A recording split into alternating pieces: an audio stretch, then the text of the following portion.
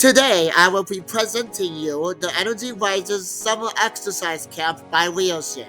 Let's get going. In this layout, you will see that this requires or does need at least 50 acres of lot land. As you see in the image, is a layout default of the Energy Rises Exercise Camp. Let's start with the purple buildings first.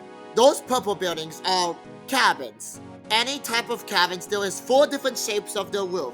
Now, what they have is they have a resort room. There is 2 rooms in 1 cabin, 1 floor and 2 floor. They have a full bathroom, and they also have outlets and light. They also have a heater, and they do recommend you to get in yourself a personal heater to not use the wall heaters if they do break. Now, let's get to the Cafeteria House. As the Cafeteria House, it has 3 giant rooms in it, and there is 1 big restaurant area. It is separate because this needs more space for more food and more customers to join in. As of normal camps, the normal camps, even for boot camps, do not really sell cooked food. They also give them very weak diet, and they also restrict how much they can have, which this cafeteria does not do that.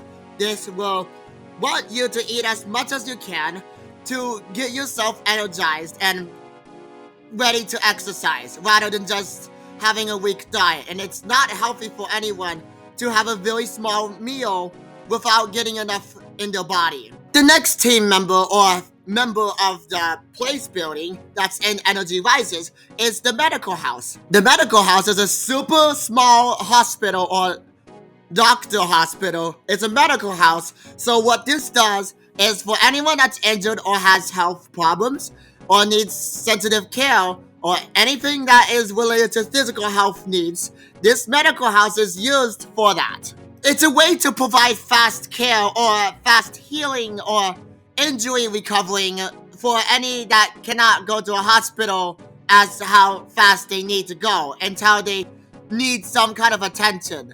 So you can still call the hospital to get them the full treatment or the actual needs, but the hospital, like this medical house, is supposed to help people to have a break of and let them recover. While it's not fully required to have it, it's really strongly recommended to at least have it in a way that it will make an improvement. Another part of the member building in the Energy Rises camp is the indoor activity building, a very large house building that has 4 giant rooms in it. This building is more special for anything that's rainy outside, very cold, or things like even outdoor things are closed. So this building will be a backup building for all 4 other things that they want to play while outside may not be as good or sunny. But that does not mean that the building is closed when it's outside or if it's sunny. It's only open more oftenly for things like that, but it's also open for anyone that wants to play basketball or any other events that's inside the building. So it's always opening till whatever it closes. And last but not least, the last member of the building is the Welcome Center.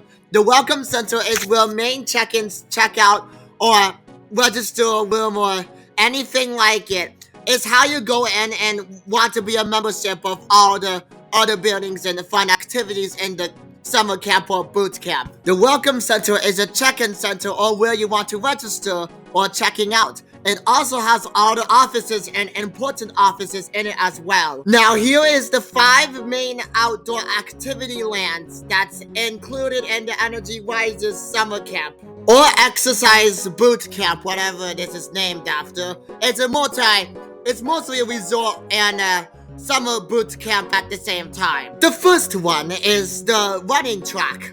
It's a super large running track that only has 5 rows for anyone that needs more space and have more free space area that sometimes that they might need. But I make 5 because it's just more better space, and even if it's less rows, I want to have 5 of them at least. The second outdoor land for Energy Rises is the 4 lands. The 4 lands can have 4 different games, and they can have 4 different activities.